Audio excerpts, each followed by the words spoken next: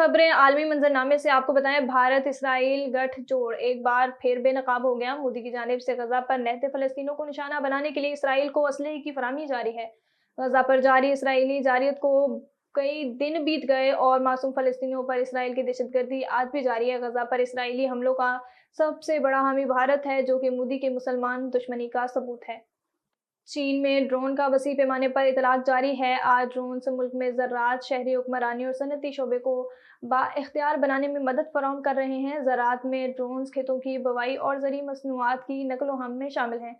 मज़ीद तफसीलात बीजिंग से शाहिद अफराज खान की रिपोर्ट में। चीन में टेक्नोलॉजी की तेज़ रफ्तार तरक्की की बदौलत ड्रोन्स का इस्तेमाल वसी पैमाने पर जारी है। सनत के अंदरूनी ज़राए के मुताबिक कम ऊंचाई पर एक अहम बुनियादी ढांचा होने की वजह से ड्रोन्स ज़राअत, शहरी हुक्मरानी और सनती शोबे को बाख्तियार बना सकता है। ज़राअत में ड्रोन्स का बड़े पैमाने पर इस्तेमाल किया गया है, जिनमें हशरात कुश अद्वियात का छिड़काव, खाद डालना, बवाई और ज़रूरी मसनूआत के नकलो हमल शामिल हैं।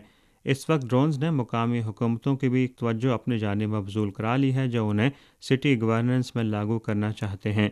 माजी में हुक्काम बहुत कम शहर की हुक्मरानी को ड्रोन से जोड़ते थे, लेकिन अब कम्युनिटी ग्रिड मैनेजमेंट के तस्वुर को आसमान में परवास करने वाले ड्रोन्स के साथ जोड़ा गया है, जो उन्हें बहुत से मसाइल को हल करने में मदद करता है। इसी तरह ड्रोन्स को काफ़ी अरसे से सनती शोबे में भी इस्तेमाल किया जा रहा है और इनमें मुसलसल बेहतरी मुतलका कंपनियों का नुमाया हदफ है।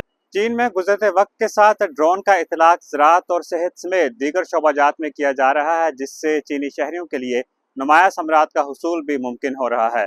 Shahid Afraz Khan, A1 TV, Beijing. रूस के दारुल हुकूमत मास्को में हसास तहकीकात इदारे की इमारत में आग लगने से कम से कम 8 अफराद हलाक हो गए। गैर मुल्की मीडिया रिपोर्ट के मुताबिक इमारत में धुआं भरने की वजह से ज़्यादातर हलाकतें हुई। हंगामी वजारत हुकाम का कहना है कि आग बुझाने के अमल में 100 से ज़ायद अफराद और 2 हेलीकॉप्टर ने हिस्सा लिया।